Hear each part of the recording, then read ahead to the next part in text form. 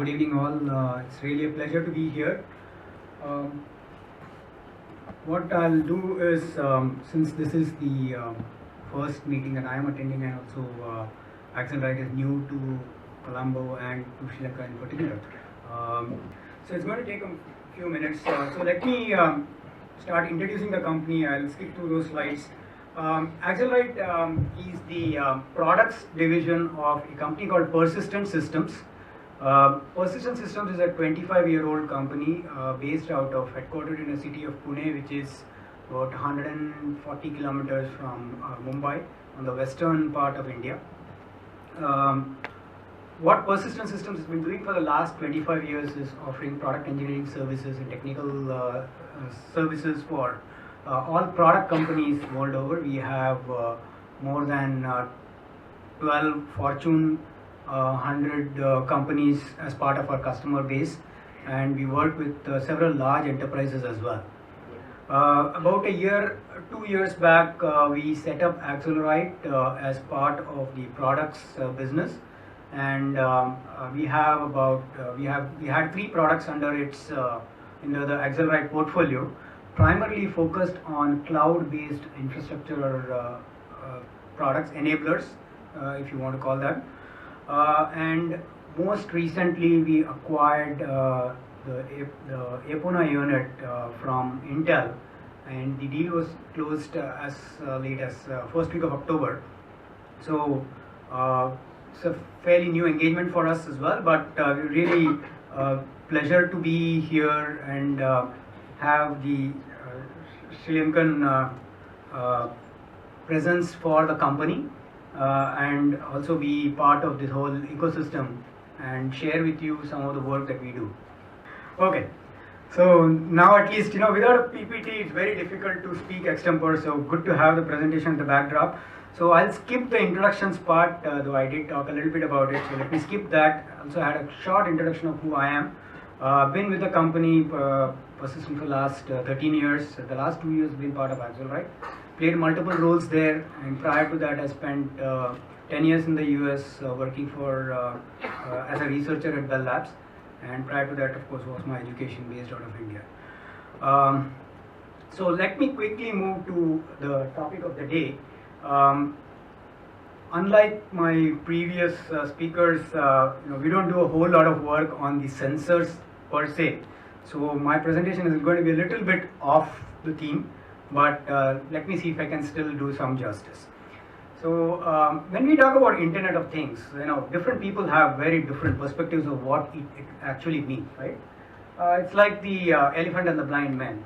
Depending on which part of the elephant you are touching and feeling, you have a different view of what IoT is all about. So you ask somebody who would say, hey, it's all about sensors. Another person would say it's all about data analytics. A third person may say it's all about smart cities, smart homes, whatever it is. And at the end of the day, what IoT is a combination of all this, right? It's like that elephant, and just like the elephant, it is really, really big. Okay,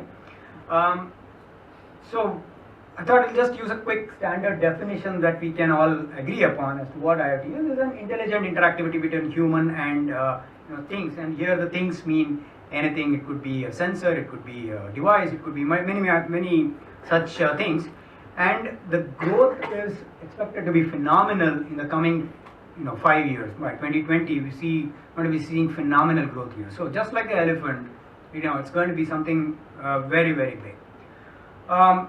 The hype or the interest in IoT in most countries started fairly recently. When I say recently, it's in the last 4-5 years.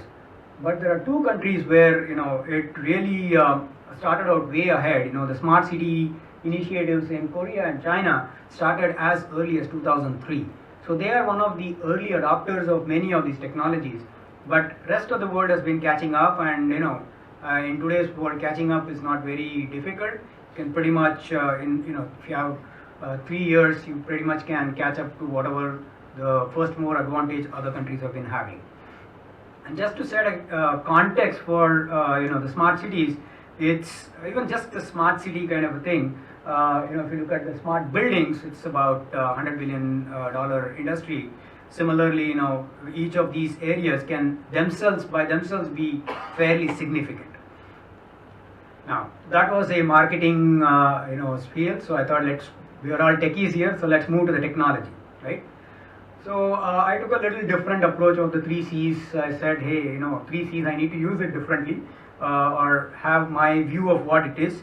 So if you look at the 3 layers in the IoT space, the bottom layer is a collector layer where you have the sensors, the phones, the various data sources, and you have the second layer is the communication layer wherein these sensors all get together and talk to each other, communicate with the backend infrastructure and so on.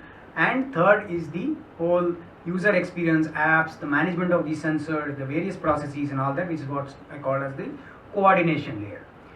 To keep the context here a little bit more specific, we'll be spending a lot more time on the collector, which is the lowest layer of the 3 technical layers. Okay? So when you talk about connected devices, how big is this market, right? There was one recent study, recent as in about 4 years back, the study was done, and at that point in 2011, that industry was fairly small. The connected devices had only about 20% of the whole, devices market. When I say devices, also included all the network equipment and so on and so forth. And in a span of 5 years, what we see, and this is literally true, is about 30% of the devices, or maybe even a little bit more than that, maybe 40% of the total devices, connected devices that we see, are now part of what we call as IoT entities, and the remaining 60% are the traditional computer network equipment. And we envisage that in the coming 5 more years, by 2020, the reverse would have happened. And this literally happening as we speak, and we are all witness to this in the last 5 years. We've been seeing many of these things happening, and some of the examples that were shared by the previous speakers kind of vouch for this trend that's continuing. And the fact that we are all here today to listen to and be part of this whole IoT event, and this whole setup of this special group here to talk about why it's important is kind of a testament to some of these the trends that we are observing. So when you talk about sensors, typically they come in many forms. They come, there can be sensors which are, as Tejaka was talking about, some analog sensors. Could be your, the chemical gas measurement instruments, or it could be flow measurement instruments and so on. These are all analog sensors. And then there are digital sensors, which are your, that measure some of the things like your ambient light, or maybe the acceleration or tilt. These are some of the digital sensors, and then there are some which are what we call as smart sensors that really add value to the whole thing. Okay? If you take all these sensors, we can typically categorize these sensors into 5 broad categories. Again, I'm using them fairly liberally here. So the one is what we call as the body or personal sensors. So your wearable devices, your smartwatches and health bands and things like that become part of that. Then there are the devices that help are deployed in and around your homes to make your home smarter. Your lights, the thermostats, and your refrigerators and your washing machines and so on. Then you have your smart cities, which connected city, which help to connect the cities. So it could be your parking meters, the utility meters, and so on. Then you have the environment, and then you have specific industry-specific kind of sensors. So all these kind of are together form this whole plethora of sensors that we see today. And sensors by themselves cannot be really very meaningful unless we can connect them, and we need a lot of technologies. I think in the previous meetup event, you probably covered some of these, is to be able to connect all of them through a connectivity layer to bring in meaning to these sensors, right? And why is this different? As techies, we need to understand this, that we are all used to how a typical web app looks like. You have a traditional 7-layer architecture with your IP and TCP and so on, and of course HTTP as one of the unifying layers for the application. And you start moving towards the sensors, you realize that the capability of these devices, these sensors, is so small, the footprint is so small that you really can't run a full-blown IP stack or a TCP stack and so on. So you start moving toward newer and newer technologies to start interacting with these sensors. But at the same time, you do want them to be part of the whole Internet of Things. You want them to be connected to the Internet. So we have these middle entities, which are what we call as backhaul entities or gateways or proxies. There are different names to it, but they all, at the end of the day, do the same thing, to be able to really be that interface between the big bold traditional Internet as we know it on these sensors and the connected sensors that we want to really work with. When we start doing all this, we can create a whole plethora of interesting applications. Some of them we've already talked about. The earlier speakers talked about it. So these sensors are all out there in the field, and they are churning out data. Do we have a sense of how much data they collect? One study that was done by Cisco recently, happened to see that, said that collect somewhere around, we expect it to collect 400 zettabytes of data by 2018. 2018 is just 3 years away, right? And zettabyte, first of all, I had to look up what a zettabyte was.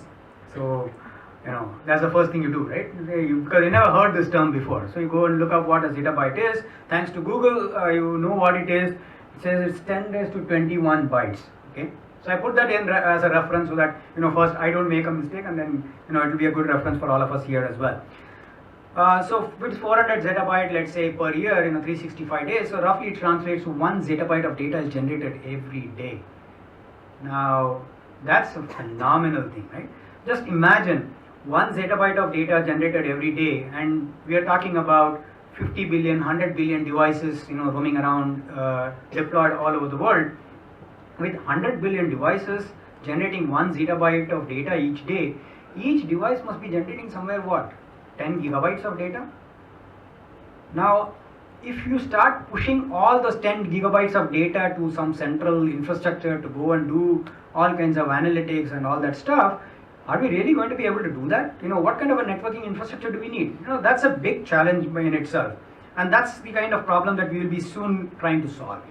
So where does the value for IoT come in? IoT value comes in by, of course we talked about it, I think in the earlier meetups. The value is created when we can generate meaningful insights that can be inferred from these massive collected data. Okay? So the data has to get collected somewhere, and then you start running, trying to get some meaningful insight from it. That happens when you can share this collected data, again, in a secure manner, because you don't want everybody accessing everything, and in a controlled manner as well, and that adds power to this whole data.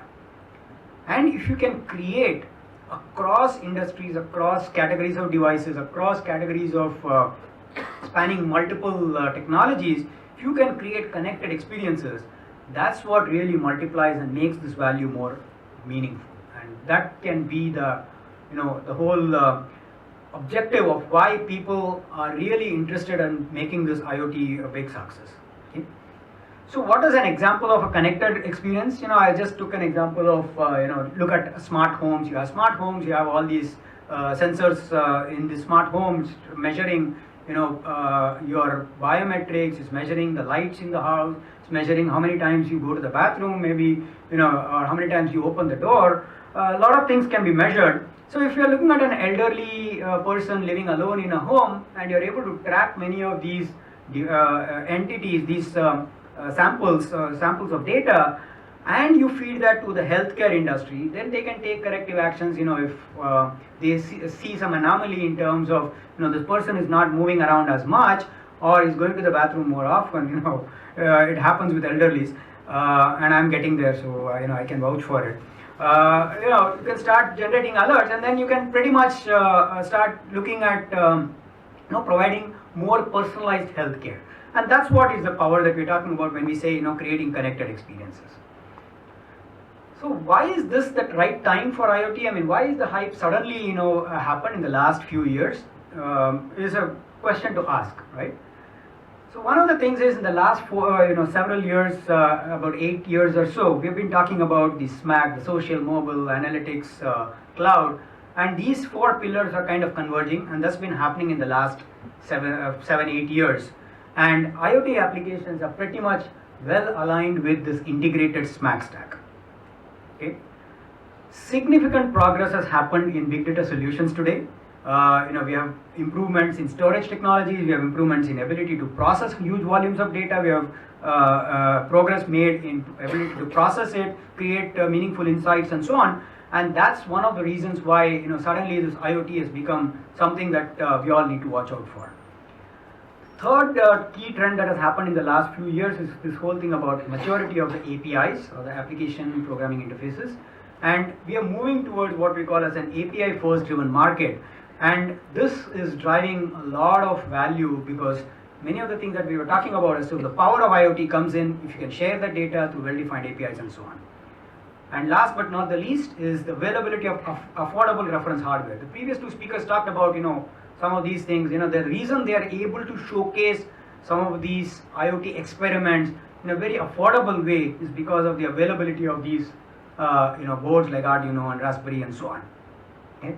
And these trends have happened, all of these have happened in the last 4 or 5 years, and that's what is really spurring this whole growth around this space. Now, having said that, what are the challenges? Have we solved all the problems? No, not yet. There are many problems, some of which were alluded by the earlier speakers. Let me take a moment to talk about it. First of all these sensors that are there rolled out today, are we getting the right data from them? Is the data good enough? Probably not. The data is not good for doing a whole lot of accurate predictions and analytics. Why is that? Timeliness of the data. The volume is so large, the network connectivity can be poor, so the data may not arrive in the right time. It's like looking for a needle in a haystack when you talk about getting meaningful insights from this data. There's data loss due to multiple factors. It could be environmental, it could be the device itself, it could be many other things, connectivity and so on. And lastly, the accuracy. The device itself, when you're talking about billions and billions of such devices, each device is not going to be the same as its a similar device manufactured by somebody else or by the same manufacturer, right? Each device is different and may not measure the same thing in the same level of accuracy. Network connectivity is a challenge, especially when you're looking at deploying some of these things in remote areas, like if you're measuring oil and natural gas related sensors. You will put them in some remote oil fields, you're going to have challenge getting network connectivity. Even within our own homes, if you're going to have a thermostat, the thermostat may be sitting in the basement, and it may not have proper connectivity to your Wi-Fi router, which is probably in your study somewhere. So all these are going to be challenges in terms of getting ubiquitous network connectivity, and of course the cellular networks don't necessarily have the wide reach that we expect them to have. Because of various data formats, non-standard protocols, the metadata is not fully assimilated, interpreted correctly.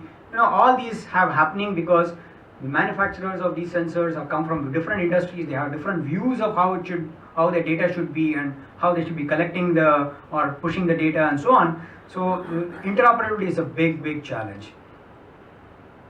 Security and privacy is another challenge. Again, in this context, no one knows. While most manufacturers talk about securing the communication between the sensor and the gateway and so on, at the end of the day, it's very difficult to know when you are in a field with billions of devices. How do we know that there is no man in the middle attack? How do we know that there is no breach of the data that is collected in a centralized place? How do we ensure that data is not getting breached? So these are challenges that we have today. While I am not in any way saying that these have not been addressed at all, but they have not been addressed fully. We talk about low power devices that need to be in the field. We can't change their battery every now and then and so on. The advances in this low power, while it has progressed definitely in the last 5 years, it has not progressed as much as we would have anticipated. Okay. So there are still a lot of challenges in that. The new chipsets that are coming up are definitely better than the previous generation ones, but still they are not as much advanced as the rest of the world is moving. And the non-uniform understanding of what IoT is itself causing a lot of confusion. And last but not the least is the costs of this. Right? When you deploy billions in the field, there's no way you can recall a device that goes faulty, right? And if and how do you manage all these things? How do you configure them? How do you provision them? what kind of network systems do we need to have to be able to visualize all these kinds of the data that's being collected, and so on and so forth. And then of course firmware upgrades and so on. Our phones get a firmware upgrade every few months, and we are quite happy, it takes probably 100 MB of download to get it done. Now we are talking about billions of such devices, and you need to keep pushing updated firmware. It's going to be a challenge to do that. So all these have to be managed within a reasonable cost.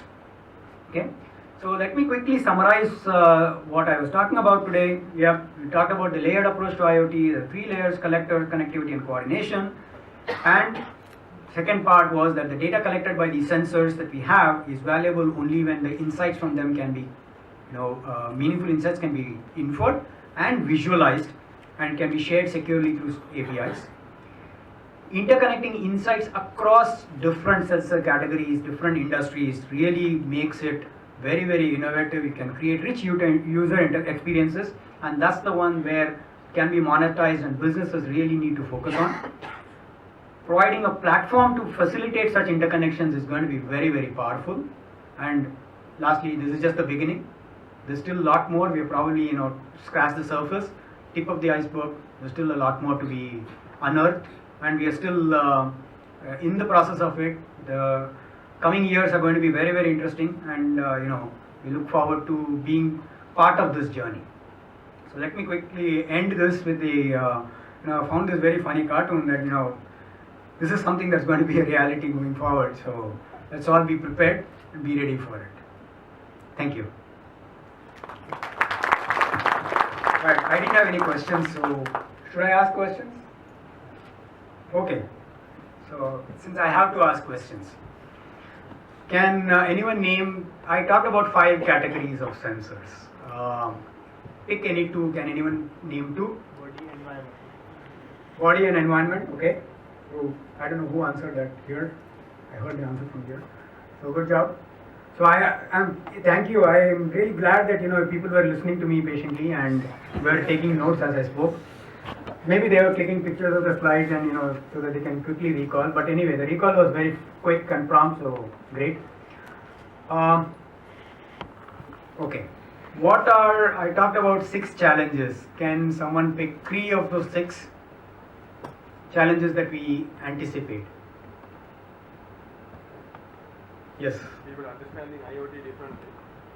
People understanding IoT differently, okay. You have not enough, it's difficult to find the data that you need in the right time.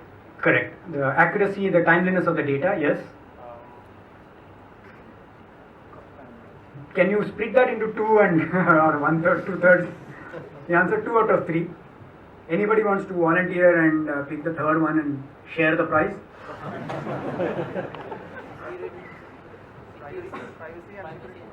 Sorry?